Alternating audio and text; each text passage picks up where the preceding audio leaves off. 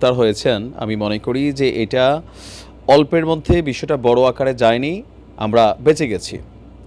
বাংলাদেশ সেনাবাহিনী এই মুহূর্তে সারা বাংলাদেশের কোনো বাহিনীর প্রতি যদি সাধারণ মানুষের আস্থা থাকে সেটা হচ্ছে আমাদের সেনাবাহিনী।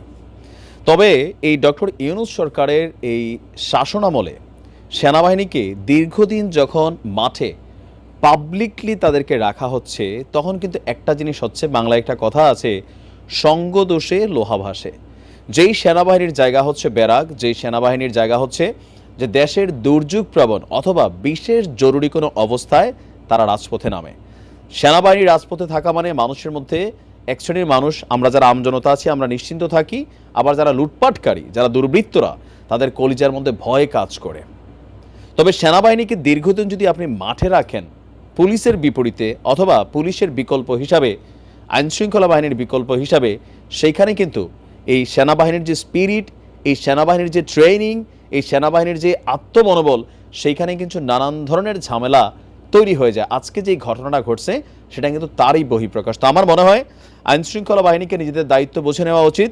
সেনাবাহিনী আর বড় কোনো ঘটনা ঘটানোর আগে সেনা সদস্যরা, এরকম দুইজন আজকে যারা গ্রেপ্তার হয়েছেন, তো যেন আর এরকম ঘটনা না ঘটে, সেনাবাহিনীকে আমার মনে হয় যে ব্যারাকে ফিরিয়ে নেওয়ারই সময় এসেছে। কারণ সারা বাংলাদেশের সেনা সদস্যরা দিন রাত যখন আমাদের নিরাপত্তায় কাজ করছে, সারা বাংলাদেশের সেনা সদস্যরা যেই পরিমাণ ইফোর্ট দিচ্ছে, এর মাঝখানে দুই একজন সেনা সদস্যদের জন্য বাহিনীটার বদনামও হয়ে যাবে। কারণ নামটা কি আসছে, সেনা সদস্য গ্রেপ্তার।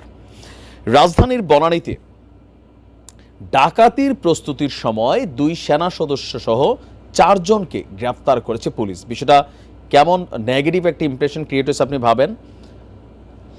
পুলিশ বলছে গত রাতে মানে মঙ্গলবার রাতে মগবাজার এলাকায় ডাকাতির জন্য একটি দল বনানীতে প্রস্তুতি নিচ্ছিল যে তারা বনানী থেকে গিয়ে আপনার মগবাজারে ডাকাতি করবে। তো গোপন সংবাদের ভিত্তিতে তাদেরকে গ্রেফতার করা হয়। বনানী থানার ভারপ্রাপ্ত কর্মকর্তা ওসি রাসেল সারোয়ার বলছেন 17 নম্বর সড়কের স্টার কাবাবের সামনে তারা ডাকাতির প্রস্তুতি নিচ্ছিল।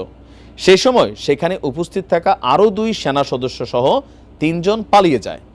গ্রেফতার 2 সেনা সদস্যকে অলরেডি সেনাবাহিনীর কাছে হস্তান্তর করা হয়েছে।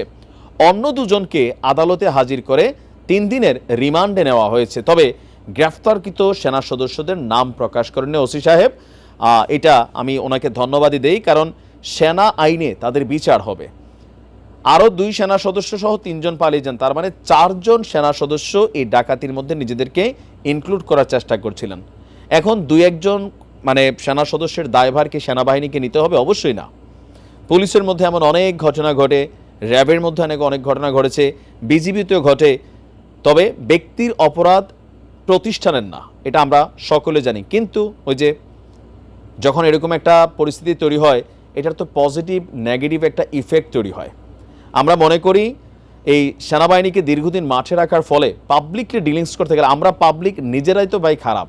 থাকে না যে ধরেন আপনি 10 জন ভালো মানুষের সাথে যদি একটা সোরো চলে, তার মেন্টালিটিতে পবিত্রতা আসে। আবার আম পাবলিক, আমরা যারা বাটপার আছি, চোর আছি, তো তাদের সাথে আইসা দেখা গেছে